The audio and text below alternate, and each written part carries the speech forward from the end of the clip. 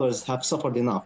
All right, our guest, Steven Sahiounie, is now joining us here with the developments. He's the chief editor of the Mideast Discourse News website. Mr. Sahiounie, thank you so much for joining us. It's great to get you on the programme on this Saturday. But the stories, they keep picking up, Stephen. You heard it, the US ambassador to Turkey announcing a ceasefire between Israel and Syria. And now Israel has allowed the Syrian army to go to the south to try and quell the violence. There are so many players involved, Stephen, and the sectarian violence is picking up again. But with this ceasefire announced between Israel and Syria, according to the US ambassador, any chance, Stephen, that all sides will actually put down their weapons?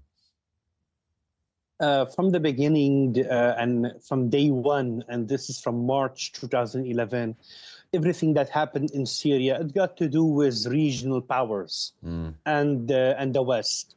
And everything and all of the and all sides are being are loyal to a party or to a government or to a country in the region.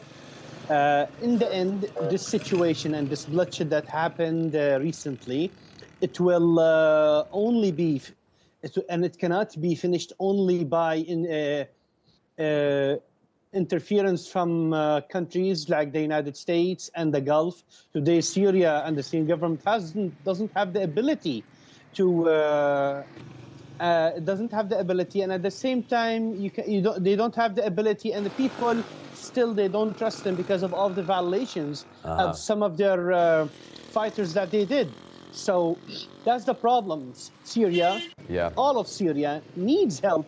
Everyone who can help, and especially its neighboring countries like Jordan, like Turkey, also Saudi, to pressure Israel to stop these violations. Israel, when it interfered in this conflict, it only interfered for its personal interests, did not interfere to help the Druze. Israel doesn't care about anyone. Well, this is what I wanted to ask you about, Stephen. I do apologise for jumping in because you brought up my next point, and I'm really glad that you did, Stephen, because Netanyahu keeps saying that his military campaigns in Syria, he's bombing these areas to protect the Druze religious minority. But how is he protecting the Druze when he's bombing Syria's Ministry of Defense and the perimeter gates of the presidential palace?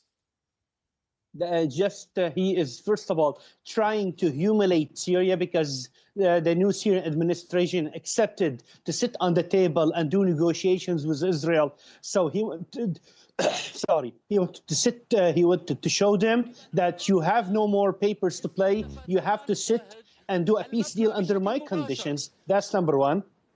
Number two, if you see the timing of the Israeli airstrikes, it was when Benjamin Netanyahu had a court case. So he always uses and he causes crisis in the region to get out of his main problem and what he cares about, and that is his court case. And if the Knesset get dissolved, and as we're saying, it might happen, he will lose being prime minister and he'll be straight to prison. Yeah, it's such a good comment there, Stephen. I'm so glad you mentioned it. I mean, you know, when there was going to be a confidence vote in the Knesset the day before he bombed Iran, and there was an idea that his government was going to be dissolved, and you're absolutely right. Every time Netanyahu has to go to trial for a hearing on his corruption cases, he announces another offensive in Gaza or another bombing campaign in Iran. And so he's de facto still the leader, and he's staying out of the courts. Meantime, there's supposed to be this rapprochement with al-Julani in Damascus. America apparently said, you guys, Israel and Syria, you got to get along.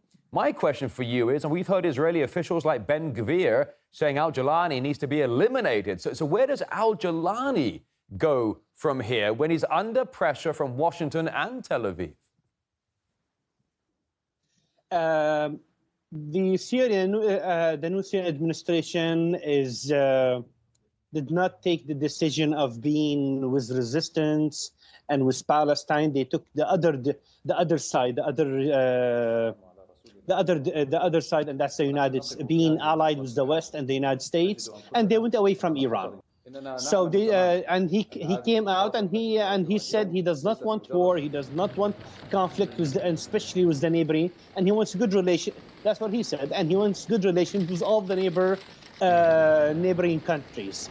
So he is trying to please the United States as much as possible and Saudi Arabia, because he knows that they are the only one who have an influence on Israel, and they are the only one who can help, really help his administration to keep continuing. Because if it wasn't for the United States and the Arab countries, and plus Turkey, this new administration doesn't have the ability to continue, because it needs the international support. So these statements from the Israelis is just trying to put more pressure on the new Syrian administration to sign under no condition and under the condition of the Israelis, and that is the South without any weapons, don't ask about the Golan Heights anymore, and all of that. So by these statements, or by the airstrikes that Israel is doing, they are putting pressure on the new administration. Forget about the Golan Heights and forget about sending any more troops or military to the south of Syria. Yeah, God, it's such good commentary, Stephen. You know, I'd love to see you try and say these things on CNN or Fox News, because they would cut you off so quickly. Steven Sahiounie is the chief editor of the Mideast Discourse News website. Thank you very much for your time. You're welcome. Thank you. All right, shifting gears here on RT International to the Ukraine conflict we go, where the Russian Ministry of Defense says its troops have liberated 10 settlements in recent days in the Donetsk, Kherson and Zaporozhye regions, adding the Ukrainian military has suffered thousands more casualties along the front lines.